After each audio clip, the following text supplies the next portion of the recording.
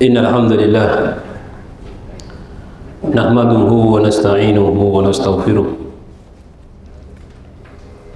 ونعوذ بالله من شرور أنفسنا ومن سيئات أعمالنا من يهده الله فلا مضل له ومن يضلل فلا هادي له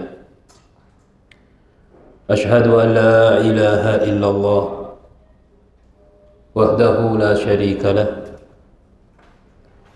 وأشهد أن محمدًا عبده ورسوله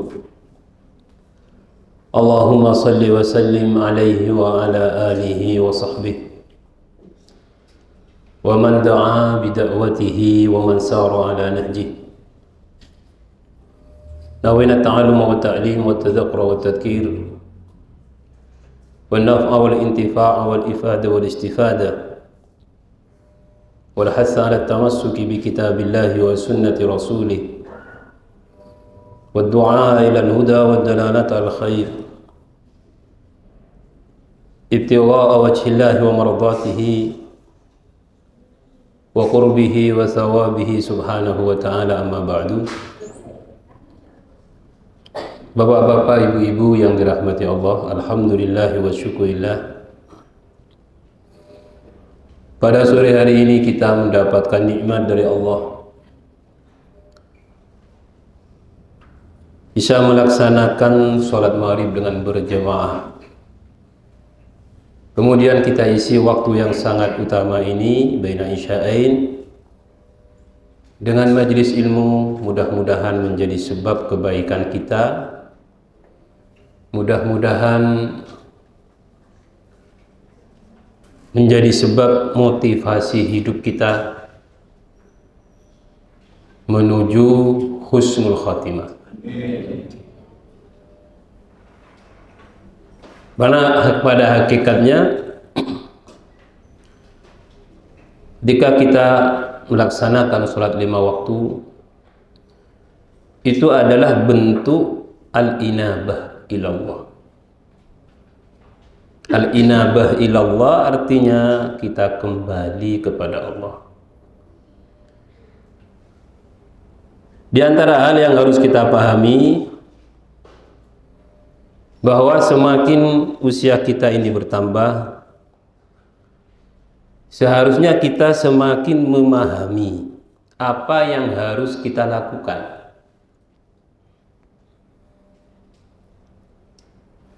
Karena masing-masing fase kehidupan, dari sejak lahir sampai usia balik, dari usia balik sampai usia 40, dari usia 40 sampai 50, dari 50 sampai 60, 70, 80, 90. Ada satu riwayat, ini adalah fase-fase yang mana masing-masing memiliki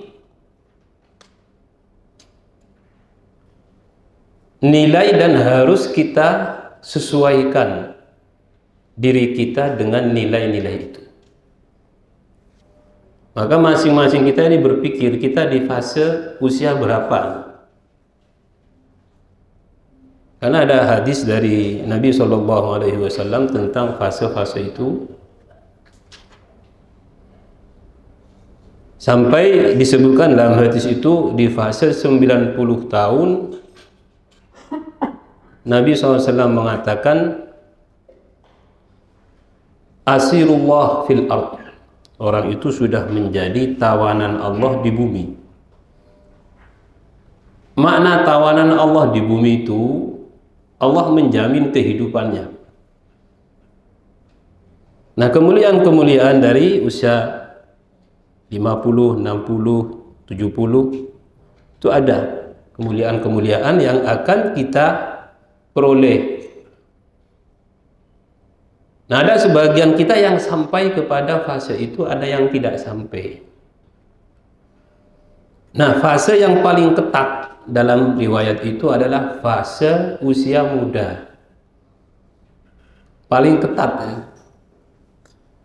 Makanya saking ketatnya, orang yang di usia mudanya mampu menjaga diri, dia termasuk Artinya di masa munajat dia gunakan untuk beribadah kepada Allah, termasuk yang mendapat naungan nanti di akhirat.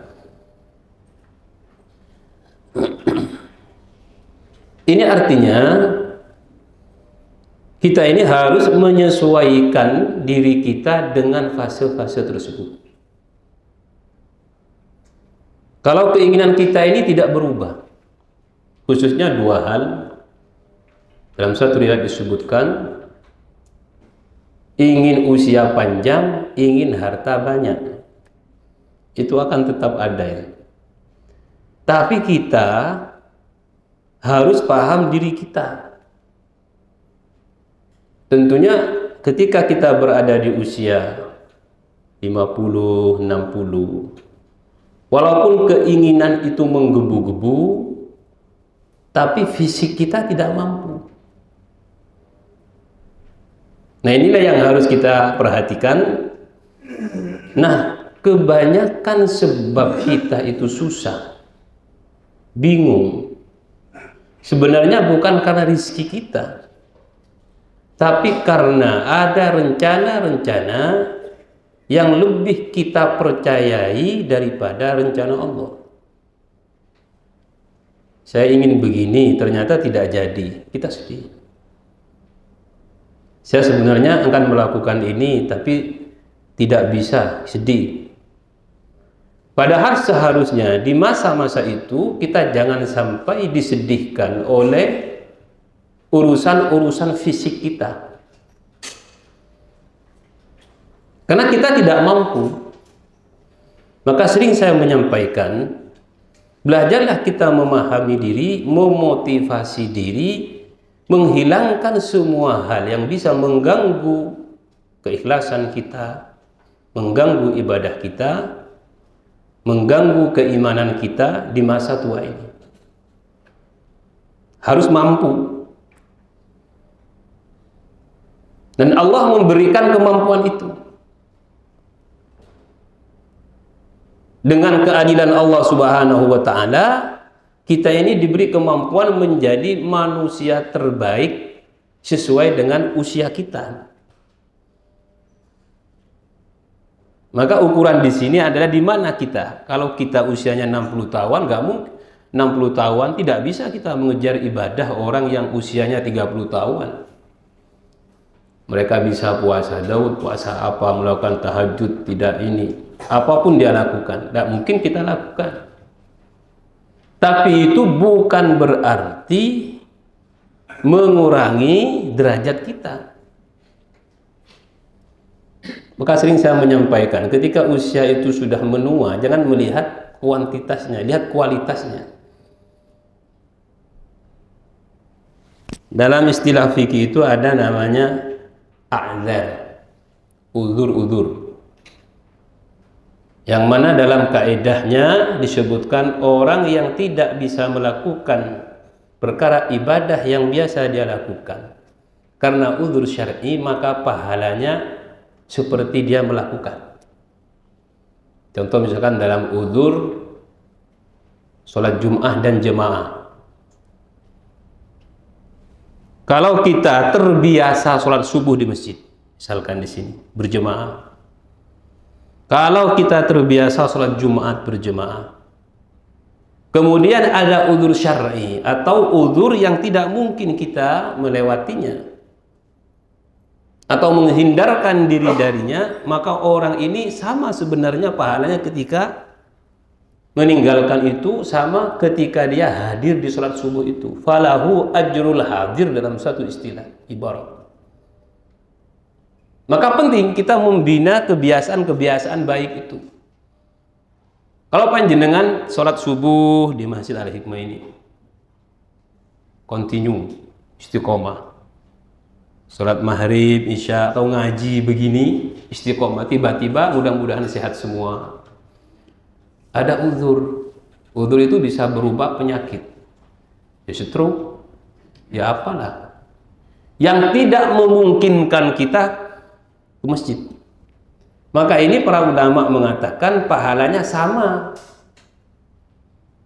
Kenapa? Karena satu ibadah yang ditinggalkan karena adanya uzur maka pahalanya tidak akan berubah. Seperti perempuan misalkan di bulan Ramadan tidak bisa berpuasa karena datang bulan. Tidak perlu kecewa. Tidak perlu kemudian di bulan Ramadan saya mau minum pil supaya sebulan bisa berpuasa penuh. Enggak perlu. Kenapa? Panjenengan enggak puasa karena uzur datang bulan itu enggak mengurangi pahalanya ketika nanti mengqadanya di hari lain. Nah, demikian pula ibadah yang lain. Maka ini keutamaan orang yang istiqomah dalam satu ibadah. Falahu ajrul hadir. Sebutkan dalam ibarat itu dia mendapatkan pahala itu. Tapi syaratnya dia istiqomah sebelumnya. Maka sering saya menyampaikan di hari tua ini harus ada, atau walaupun kita masih muda ya, masih muda, nggak harus tua. Karena ajal itu nggak memberitahu kalau datang. Harus ada satu amalan yang diistiqomahi. Jangan ambiar gitu saja apa. Enggak, harus ada satu yang diistiqomahi. Misalkan saya pokoknya kalau pagi harus sholat jamaah di Masjid Al-Hikmah. Kalau maghrib isya harus di Al-Hikmah karena ada kajian sekaligus menambah wawasan dan semisal. Harus ada sesuatu yang kita istiqomahi, yang mana biasanya istiqomah kita itu akan dikenang oleh keluarga. Contoh, saya itu punya tetangga meninggal usianya 70-an. Dia meninggal di atas kursinya jam 5 sore. Kata anaknya, itu memang begitu Ustaz. Jadi kalau sudah mau maghrib itu biasanya jam 5 dia duduk di kursinya khusus itu. Kursinya itu khusus. Dia baca Quran gitu ya sampai maghrib baru nanti. Memang ternyata Allah mencabut nyawanya pada saat itu. Nah itu karena saya lihat dia ikhlas, dia istiqomah dan dia merasakan manfaat. Orang yang istiqomah dalam satu ibadah pasti merasakan manfaatnya.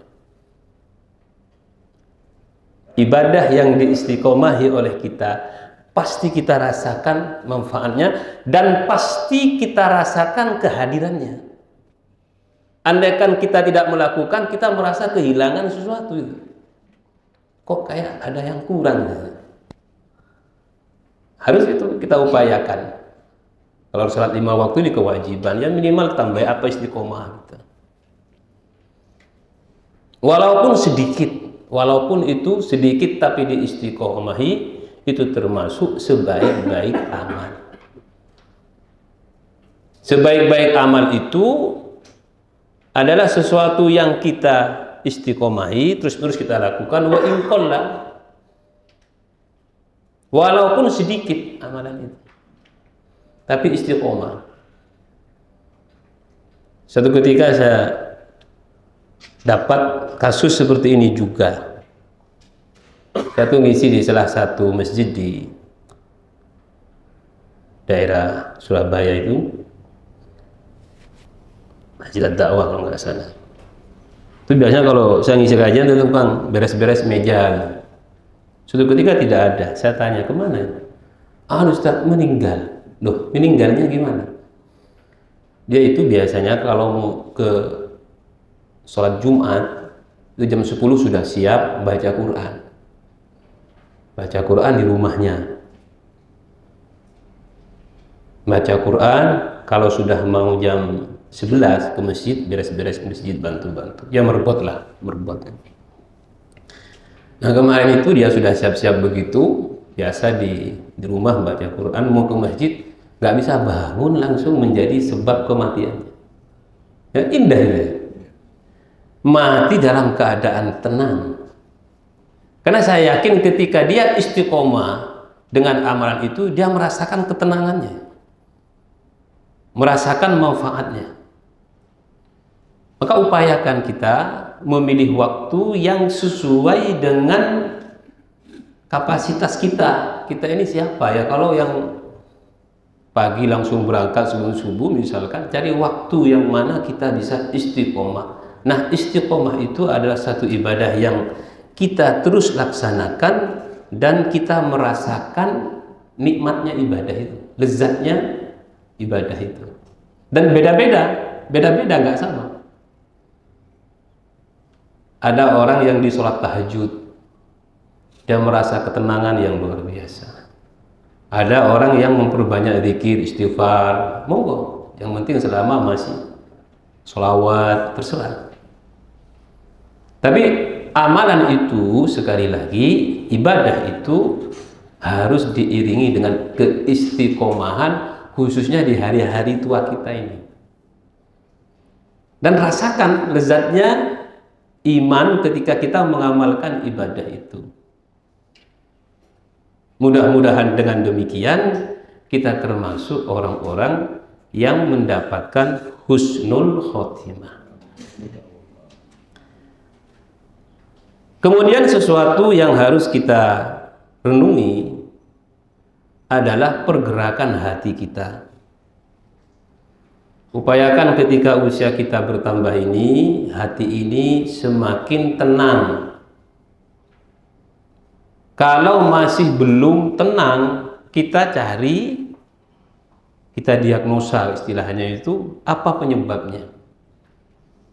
Penyebabnya itu diantara lain biasanya dosa dan maksiat.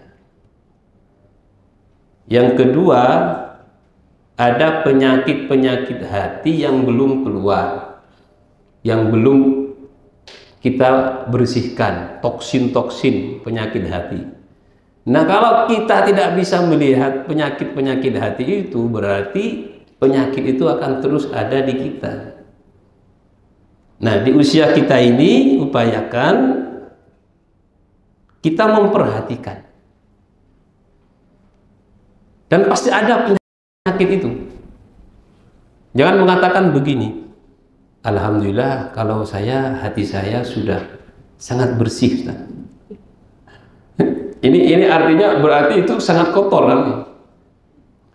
Di antara orang yang kotor hatinya itu ketika dia merasa bersih. Wala tuzakku anfusakum. Jangan kamu merasa dirimu bersih. Bahkan dikatakan semakin dia memeriksa hatinya, semakin dia merasa banyak hal-hal yang harus dia benahi. Semakin melihat celah-celah setan yang ada di situ. Nah, khususnya penyakit yang menjadi penyakit pertama dalam kehidupan ini yaitu al-kibr. Kibr itu takabur, sombong. Para ulama mengatakan penyakit hati atau dosa yang disebabkan oleh kesombongan sulit untuk diobati. Tapi dosa yang disebabkan oleh hawa nafsu, syahwat, dan selain kesombongan itu gampang, mudah diobati.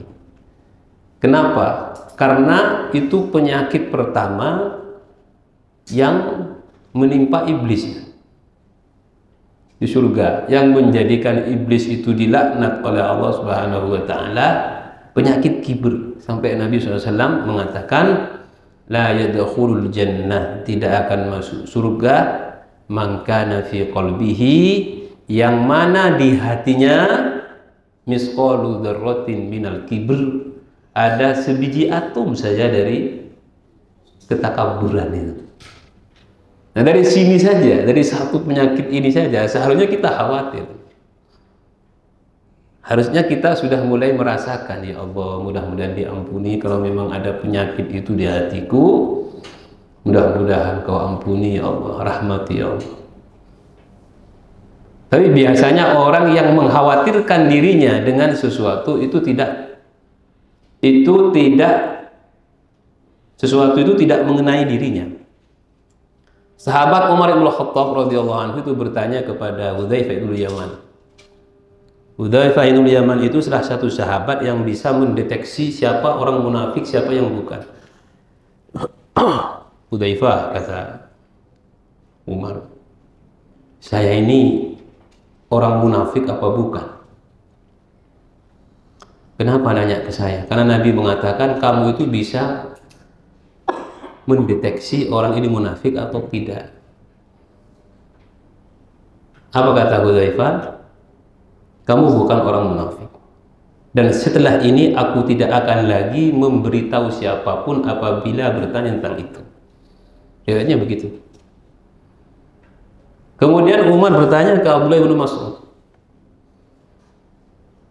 saya ini munafik apa tidak? Saya sampaikan ini kenapa? Orang selevel Amir bin Umar itu sering bertanya begitu.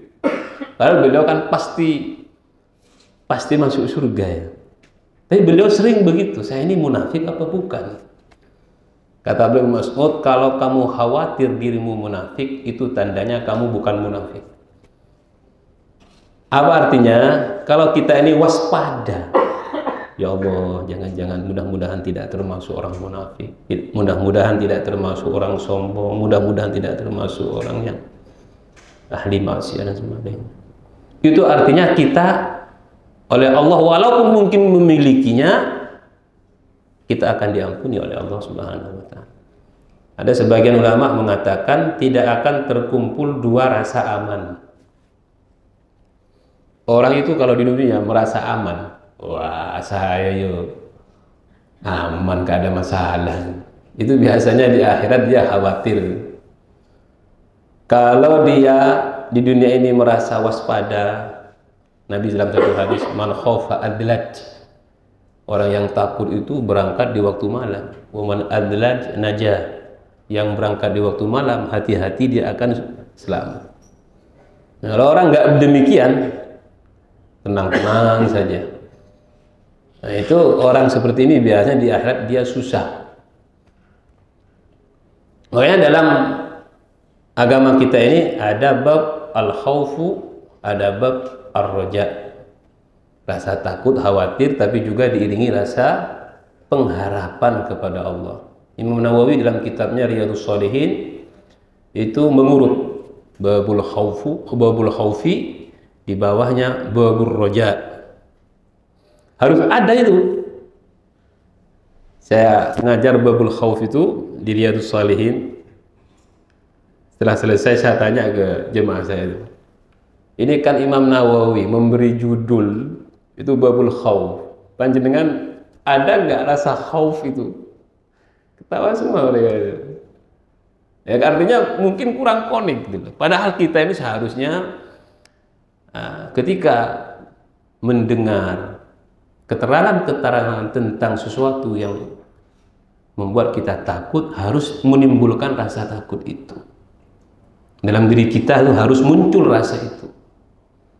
Dan Nabi SAW mencontohkan itu. Beliau kalau membaca ayat-ayat rahmah senang, tapi kalau membaca ayat-ayat azab beliau sedih, memohon kepada Allah. Nah, ketika kita merasakan khauf itu, kita memohon kepada Allah agar dihindarkan dari apa yang kita takuti. Begitu caranya. Ya Allah, jangan-jangan saya ini nanti di alam kubur itu ya termasuk yang disiksa. Ya Allah, mudah-mudahan selamat. Ini biar orang begini selamat ya. Orang yang begini ini biasanya selamat dan mawas sendiri dia. Nah, inilah beberapa hal yang harus kita perhatikan. Kemudian juga kita harus banyak memperhatikan kita ini kira-kira golongan apa gitu.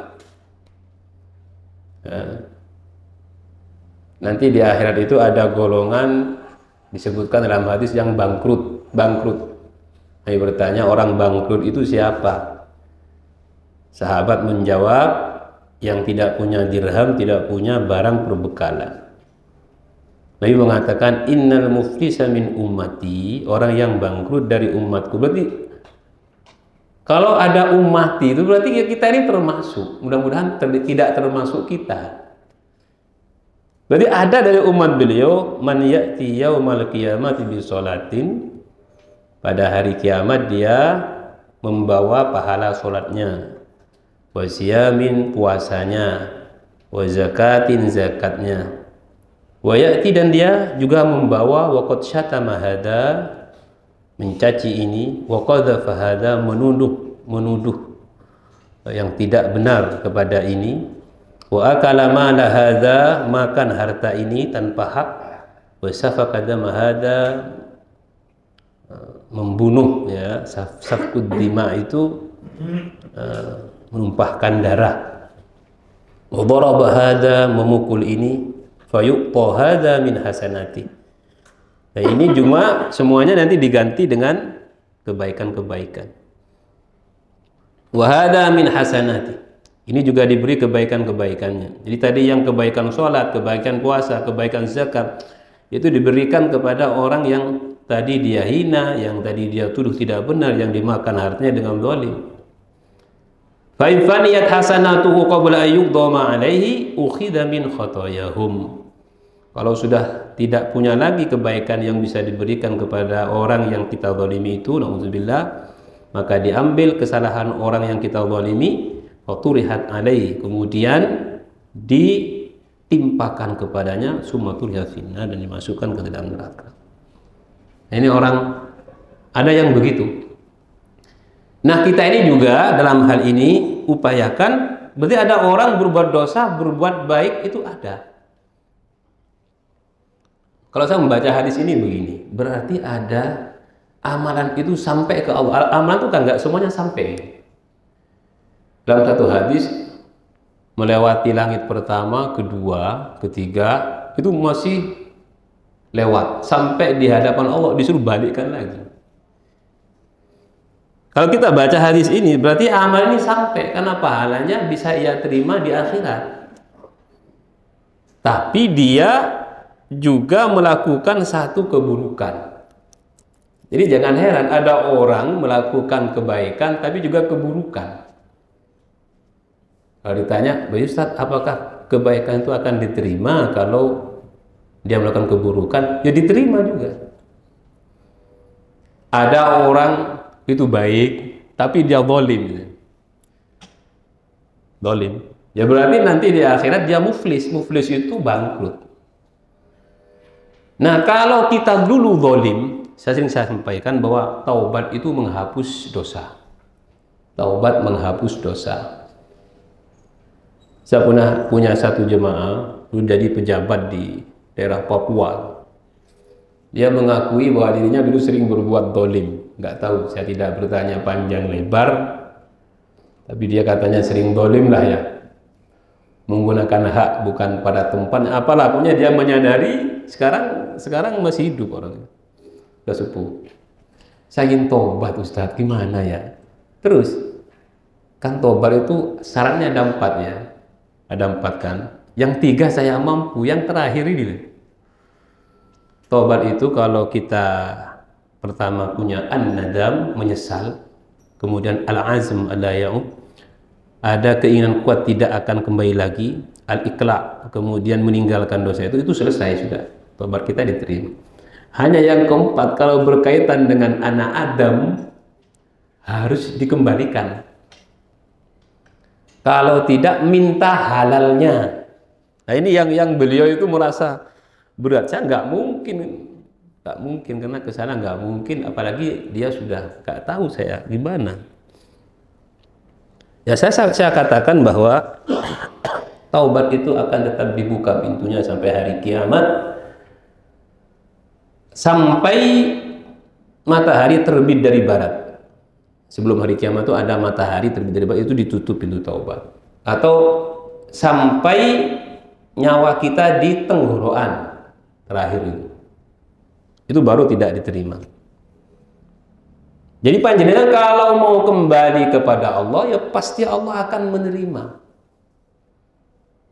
Kalau mau inabah kepada Allah, Allah akan menerima. Nah, berkaitan dengan harta tadi, dengan harta yang dia zalimi dan dia tidak mungkin menemui orangnya, maka perbanyaklah amalan yang sejenis. Jadi kita ini kalau dulu pernah punya kezaliman kepada orang lain, kita perbanyak. Kalau misalkan kita menzalimi hartanya, sekarang kita perbanyak memberikan sedekah. memberikan infak. Mudah-mudahan Allah Subhanahu wa Ta'ala menjadikan itu tebusan kita. Jangan menutup pintu taubat. Itu bahaya. Menutup pintu taubat itu membuka pintu kerusakan. Coba bayangkan kamu itu sampai mati gak akan dapat taubat ya. Kira-kira orang ini akan melakukan apa? Ya wis, kalau saya gak akan dapat taubat ya sekalian hancur ya tak hancurkan saja. Bahaya. Taubat itu terbuka, dan rahmat Allah itu, maghfirah Allah itu lebih besar dari dosa-dosa kita. Sebesar apapun dosa kita, tapi rahmat Allah itu lebih luas, lebih besar, dan Allah suka kita kembali kepadanya. Ini beberapa hal yang harus kita perhatikan. Jadi sebab diantara kita ini sering pusing, sering bingung itu, yang pertama karena kita mengikuti hawa nafsu melakukan dosa. Yang kedua, karena kita lebih percaya rencana kita daripada rencana Allah. Itu penyebab kita bingung itu. Padahal Allah itu ketika mentakdirkan kita menjadi orang baik, itu bukan berarti kita akan baik menurut kita. Saya ulangi. Allah itu kalau kita diinginkan olehnya menjadi hamba yang baik, yang dicintainya, itu kita tidak harus sesuai dengan apa yang kita inginkan. Jadi jangan begini, oh itu orang soleh ya semuanya lancar, ini baik semuanya. Ya enggak. Makanya dalam satu riwayat, idza aradallahu bi 'abdihi al-khaira ajjalahu al-'uqubata fid dunya. Allah kalau menghendaki kebaikan untuk hambanya, maka dia menyegerakan untuknya hukuman di dunia. Hanya kita kadang kan nggak sadar. Oleh Allah dihukum itu sebenarnya karena Allah tidak ingin menghukum kita di akhirat. Nah, cara pandang kita begitu. Wa idza aradallahu bi 'abdihi syarra amsaka anhu bi dzambi. Kalau Allah menginginkan kejelekan untuk hamba itu, maka Allah akan menahan darinya hukuman bi dzambi karena dosanya. Ada orang dia melakukan kejahatan, keburukan tapi baik-baik saja.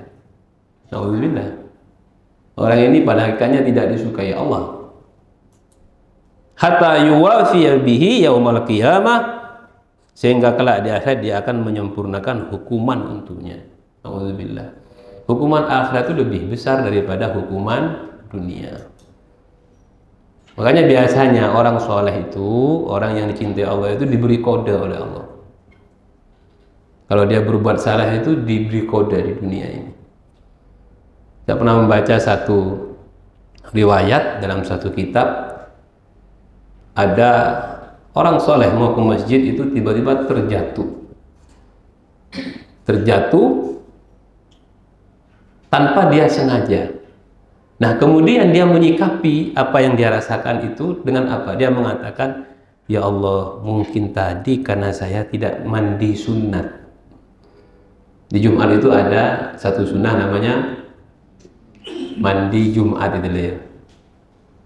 Sampai segitunya, saya melihat berarti orang ini sangat memahami apa yang ada pada dirinya dan hubungannya dengan Allah Subhanahu wa Ta'ala. Nah, kita upayakan pemahaman ini diperkuat dengan banyak mengaji, menimba ilmu, membaca yang baik-baik, berkumpul dengan orang-orang baik, orang-orang soleh. Itu dalam rangka itu sebenarnya, untuk mengarahkan motivasi ini kepada yang benar. Bukan termotivasi untuk hal-hal yang salah. Wallahu a'lam bishawab.